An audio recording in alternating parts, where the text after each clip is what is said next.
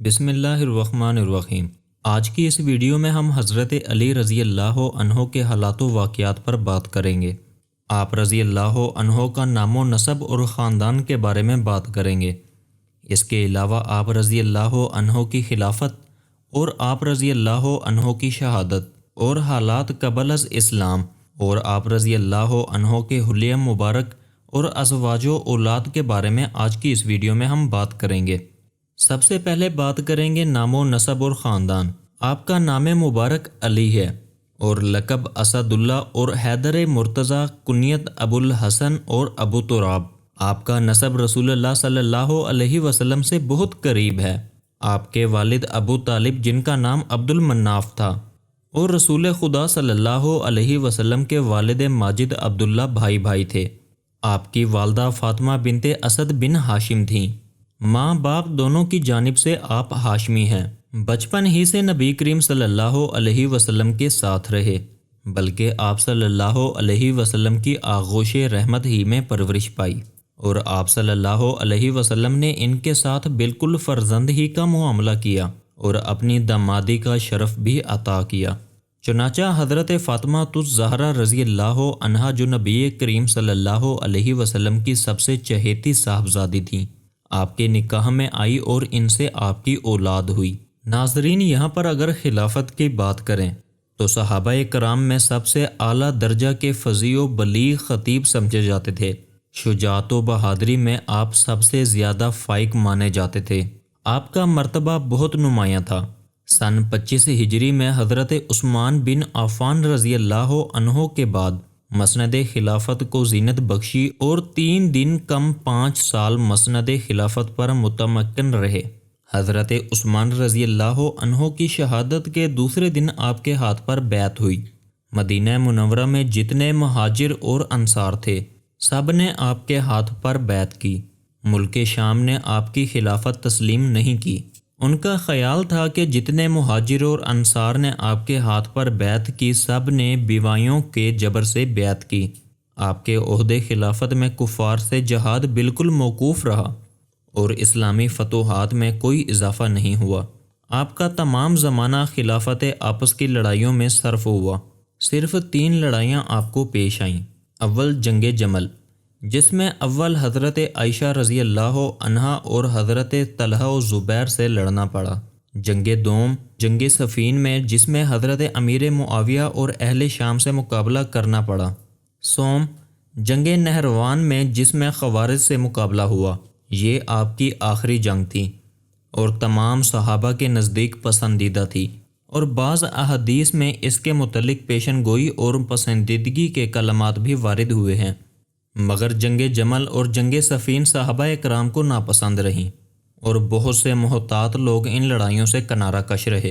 حضرت عبداللہ ابن عمر رضی اللہ عنہ کو جب اپنی رفاقت کے لیے بلایا اور ان کے والد سے جب اپنے تعلقات کا ذکر کیا، تو انہوں نے جواب لکھا کہ اے ابو الحسن، اللہ کی قسم، اگر آپ اژدہا کے منہ میں ہاتھ ڈالنے کو کہیں تو میں تیار ہوں، لیکن آپ یہ چاہیں کہ میں کسی لا الہ الا اللہ کہنے والے پر تلوار اٹھاؤں تو یہ مجھ سے نہ ہوگا۔ یہی دیگر صحابہ کرام نے بھی کہا۔ نہ ادھر تھے نہ ادھر۔ اسی جماعت کو قائدین کے نام سے یاد کیا گیا ہے۔ جنگ صفین کے بعد حضرت علی رضی اللہ عنہ کے قبضے سے تمام ملک نکل گیا، حتیٰ کہ آخر میں آپ کے پاس کوفہ اور مضافات کوفہ کے سوا کچھ نہ رہ گیا۔ آپ رضی اللہ عنہ کی شہادت کی بات کریں تو آپ کی شہادت کی خبر نبی کریم صلی اللہ علیہ وسلم نے پہلے ہی دے دی تھی۔ چنانچہ ایک مرتبہ آپ صلی اللہ علیہ وسلم نے خود حضرت علی سے فرمایا کہ اے علی، اگلوں میں سب سے زیادہ شکی وہ تھا جس نے حضرت صالح علیہ السلام کی اونٹنی کے پیر کاٹے تھے، اور اگلوں میں سب سے زیادہ شکی وہ ہوگا جو تمہاری داڑھی کو خون سے رنگے گا۔ واقعہ آپ کی شہادت کا یوں ہوا کہ 3 خوارجی جنگ نہروان کے بعد مکہ معظمہ میں جمع ہوئے۔ عبد الرحمن بن ملجم، برق بن عبداللہ، عمر بن بکیر، ان تینوں میں یہ معاہدہ ہوا کہ ان تینوں شخصیتوں کو قتل کر دینا چاہیے، علی بن ابی طالب کو، معاف بن سفیان کو اور عمر بن عاص کو، تاکہ خدا کے بندوں کو ان سے نجات مل جائے۔ ابن ملجم نے کہا کہ میں علی رضی اللہ عنہ کا کام اپنے ذمہ لیتا ہوں۔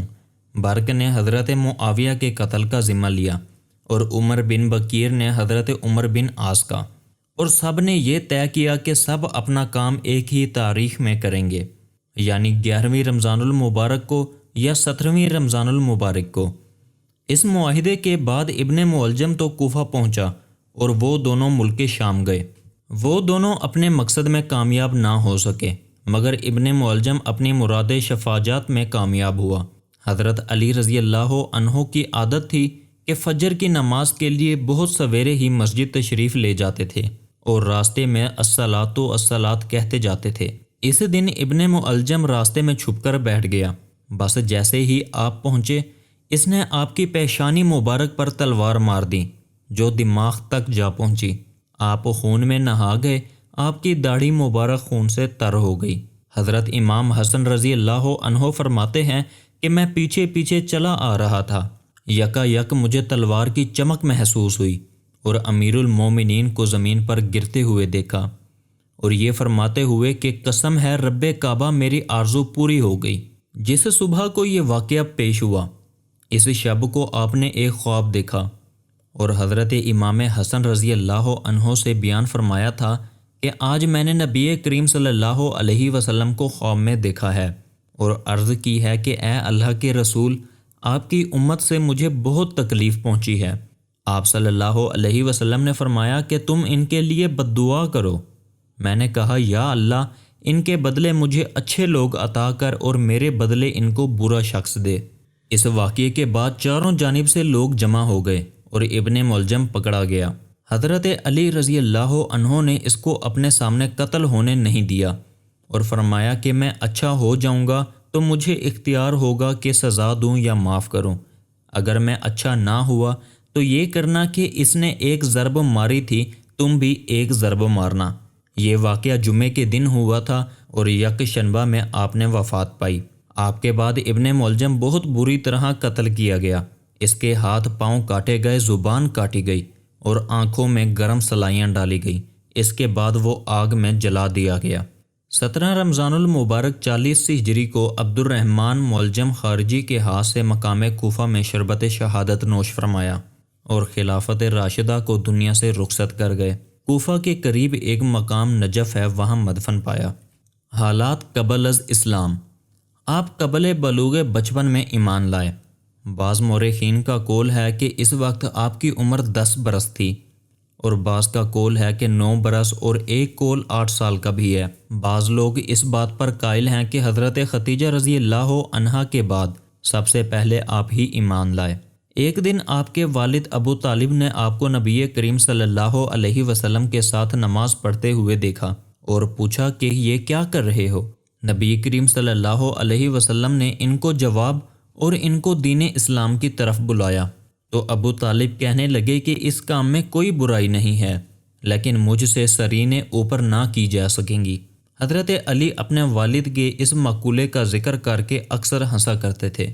آپ رضی اللہ عنہ کے حلیہ مبارک کی بات کریں تو آپ کا قد مبارک پست تھا، جسم اطہر فربا تھا اور داڑھی بہت بڑی کہ پورا سینہ اس کے نیچے بند تھا اور بالکل سفید رنگ گندمی تھا۔ حضرت فاطمہ الزہرا رضی اللہ عنہا کی زندگی میں آپ نے دوسرا نکاح نہیں کیا، ان کے بعد پھر اور نکاح کیے۔ ازواج و اولاد کی بات کریں تو حضرت فاطمہ زہرا رضی اللہ عنہا سے 2 صاحبزادے اور 2 صاحبزادیاں تھیں، حضرت امام حسن اور حضرت امام حسین، حضرت زینب اور حضرت ام کلثوم، اور دوسری اجواس حسنب ذیل اولاد تھیں، حضرت عباس رضی اللہ عنہ، حضرت جعفر رضی اللہ عنہ، حضرت عبداللہ رضی اللہ عنہ، عثمان رضی اللہ عنہ، عبداللہ رضی اللہ عنہ، ابو بکر، محمد الاصغر، یحییٰ، عمر، رقیہ، محمد الوسط، محمد الاکبر وغیرہ۔ ان تمام اولاد کا آپ کا نسب صرف حسنین سے چلا اور کسی سے نہیں چلا۔ نہایت ہی زاہدانہ زندگی بسر فرماتے تھے۔ حرامر میں نبی کریم صلی اللہ علیہ وسلم کی اتباع کے حریص تھے۔ مزاج مبارک میں خوش طبیع بہت تھی۔ حضرت علی مرتضیٰ رضی اللہ عنہ کے فضائل اور مناقب۔ امام احمد حنبل رحمۃ اللہ علیہ فرماتے ہیں کہ آپ کے فضائل اور مناقب اس کثرت کے ساتھ روایت ہیں کہ کسی صحابی رضی اللہ عنہ کے متعلق یہ کثرت نہیں ہے۔ اس کثرت کی وجہ یہ ہے کہ آپ کے مخالفین بہت تھے۔ ان مخالفین میں بعض تو آپ کو خطا پر سمجھتے تھے اور بعض آپ کے فضائل اور ثوابت اور اسلامیہ کے منکر نہ تھے، اور لوگ آپ کے فضائل ہی کا بلکہ آپ کے اسلام ہی کا انکار کرتے تھے، جیسے خوارج وغیرہ۔ ان مخالفین کی وجہ سے آپ کے فضائل کی روایت کا چرچا زیادہ ہوا اور بار بار بیان کرنے کی وجہ سے روایات کی کثرت ہو گئی۔ مگر اس کثرت کے ساتھ ایک چیز قابل افسوس بھی ہے کہ روافض نے اذکاب و خرافات بھی اس میں شامل کر دیے۔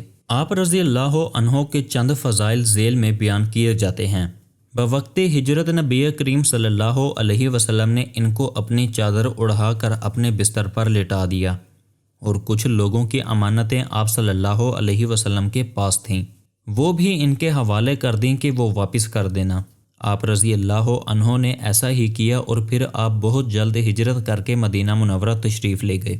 نمبر 2، غزوہ بدر میں بہت کارہائے نمایاں انجام دیے اور بہت سے کافر آپ کی تلوار سے جہنم واصل ہوئے۔ نمبر 3، غزوہ احد میں بھی بڑی جلیلہ خدمات انجام دیں۔ اس غزوہ میں جب نبی کریم صلی اللہ علیہ وسلم کی شہادت کی شہرت ہوئی تو آپ صلی اللہ علیہ وسلم پتہ میدان جنگ میں نہ ملا، اور بعد میں معلوم ہوا کہ آپ صلی اللہ علیہ وسلم فلاں مقام پر ہیں، تو صحابہ کرام سبقت کر کے آپ صلی اللہ علیہ وسلم کے پاس پہنچے۔ ان میں حضرت علی المرتضیٰ رضی اللہ عنہ بھی تھے۔